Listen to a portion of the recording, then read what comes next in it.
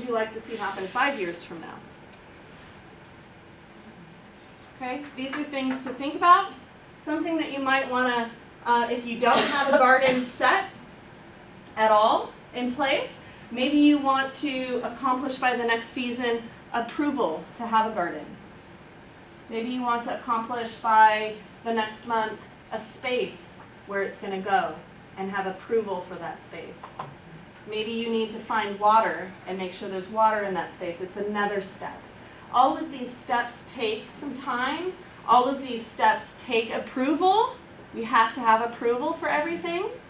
Sometimes I ask for forgiveness afterwards, but you know, I kind of ride that line. But on the important stuff that we'll talk about, you gotta have approval no matter what. And not only approval, but support from administration. Okay, so you gotta have that support. Not go ahead, do whatever you want. It should be yes, and how can we help you?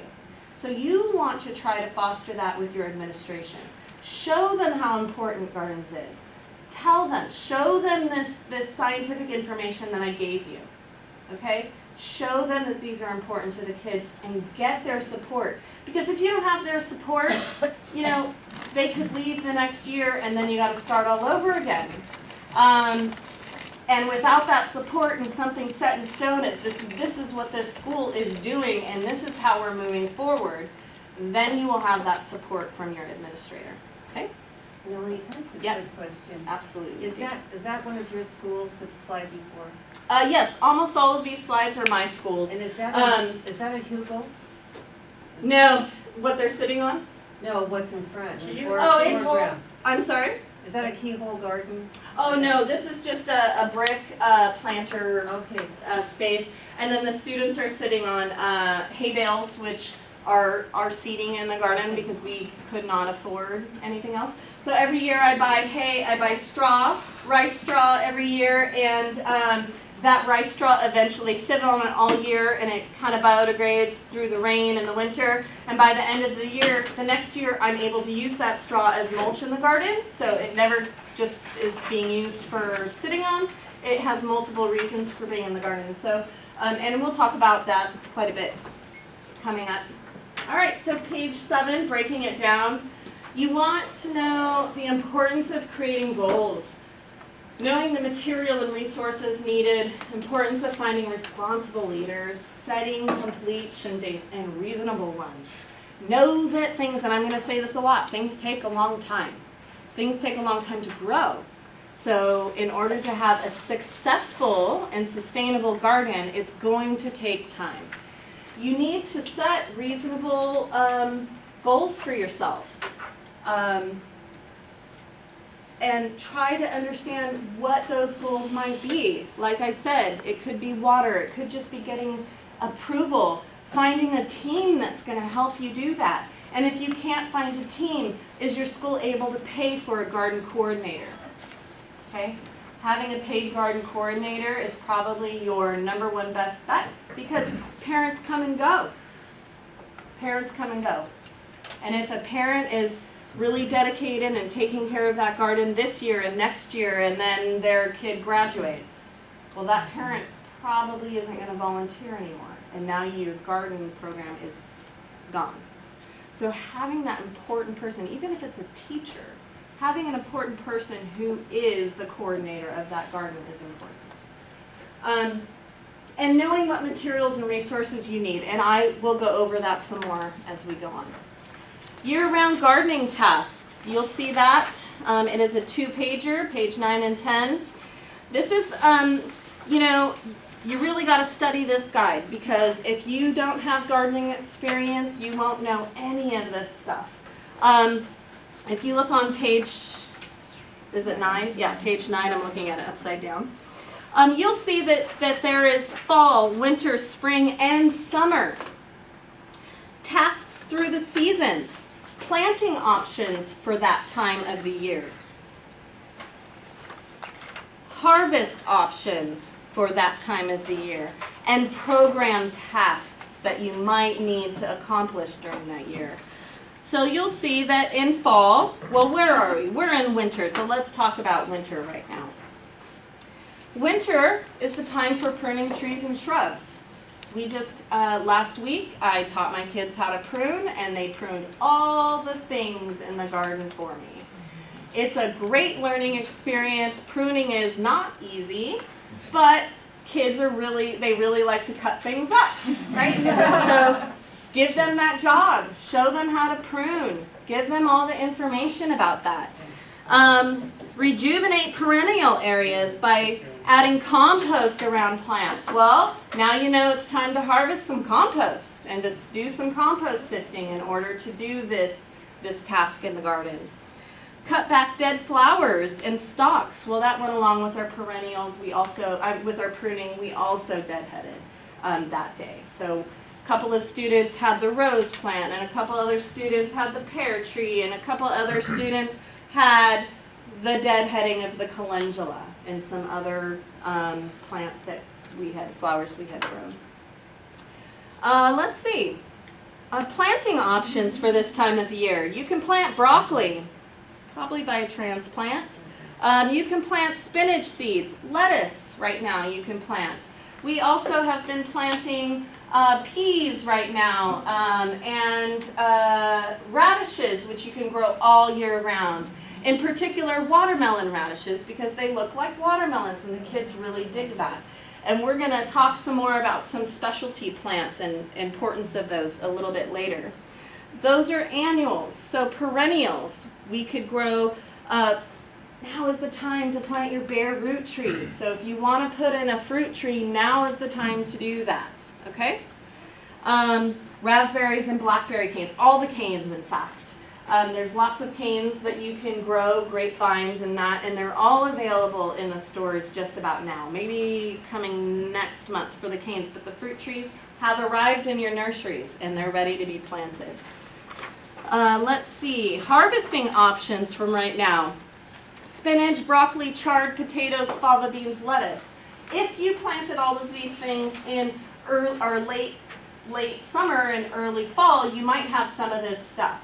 So, at the beginning of the year, my classes planted lots of things. They planted beets and peas and carrots and spinach and radishes and all kinds of things. And right now, we're picking kale out of the garden. Kale tastes wonderful in these frosty mornings.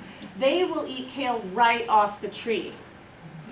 Have you seen kids do that? No. Lots. They love it.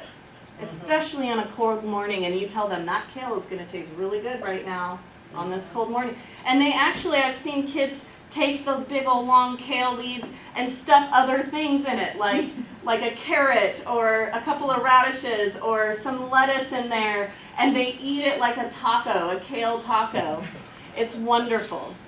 So this is a great guide to kind of help you along, a great 2-pager. You can get a lot of information from just this 2 pages about all of these things. Program tasks. Let's see. Oh, and citrus. You harvest citrus right now, which is a huge educational moment. Why is citrus ready right now? Why do we need it? Vitamin C. Yeah. But a lot of kids don't know that. And if lots of kids have only had those nasty navel oranges that have been sitting in refrigeration for months and don't taste good anymore. And so I always bring oranges freshly picked off of the tree, or I'll go to like a Whole Foods, or in my area we have a Wild Roots, and I get I think I got 10 different varieties of citrus at the stores. There are so many citrus, and to come and to taste test each one of those with the kids, they don't even know there's all these different tastes of citrus. They have no idea, because all they're eating are those navel oranges, which aren't always good. So as a treat, I brought my Grandma Barbara's oranges in the back. They are freshly picked off her tree yesterday, and they are delicious. And all the kids devour them. So please have some oranges today. They're amazing. So, whose responsibility is the school garden? Life Lab, which we'll talk about pretty soon here. Life Lab is a great resource we have here in Santa Cruz. They are all about school gardens. And they did this wonderful school garden survey for California schools. They surveyed 500, well, they surveyed all the schools in California, but 500 responded. And when you see these graphs, you'll know that it's from Life Lab. We have several in here. And they interviewed the schools with school gardens and asked them, who takes care of your garden? And most of the time, unfortunately, it's teachers. And I know teachers don't have time for this. They just don't. And it's a lot to ask. Your next best bet is this paid garden coordinator stuff. That's what I do. I get paid very little. I'll be very honest about it. I work 8 hours a week. I take care of 4 gardens consistently. Outside of those 8 hours, I spend a lot of time prepping for classes. I spend a lot of time going in the gardens off times to make sure that water is happening and other things aren't happening. I get paid, I'll tell you, I get paid $7,500 a year to teach all year and to do the gardens. Not very much. And I put almost all of that money back into the gardens because we don't have a lot of funding. Okay? So know, if you can find a parent who's willing to do this stuff, know that maybe you can find a little extra money to make it beneficial, and that parent might stay after their child leaves, which is exactly what I've done. You know, my kids have grown up and are graduated. I only have one left in school, and I'm still teaching the kindergarten through 6th grade because I love it. And if you can find somebody like me, it's your best bet, okay? Your second best bet is your parent volunteers, because those are their kids. They want to do stuff for their kids, right? Parent volunteers, you can get a great team together, but know that those parents are going to graduate with their kids. Know that when they graduate, you need to find, or whoever needs to find, another parent to join that team, okay? And within that team of parents, you really have to have one person who's kind of coordinating everything, okay? One parent who is kind of in charge and who's kind of overseeing what needs to be done, okay? But is also very good at getting volunteers to help. Very nice to the volunteers, not somebody who's controlling, okay? You want to get somebody who is willing to work with a team. Because if you've got a controlling parent in there, your garden's going to fail, right? So, Master Gardeners is up there, and we will come out and help you, and I'll talk about that a little bit more later.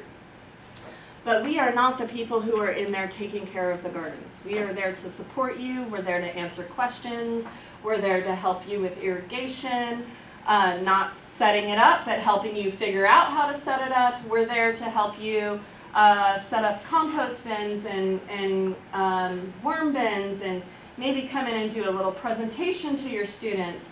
But we are not taking care of the garden, okay? But we're here to support you. All right, let's take a 10-minute break. Would you guys like that? And do we have the garden open downstairs? It can Possibly. We have a garden right where you guys walked in. You can use the restrooms.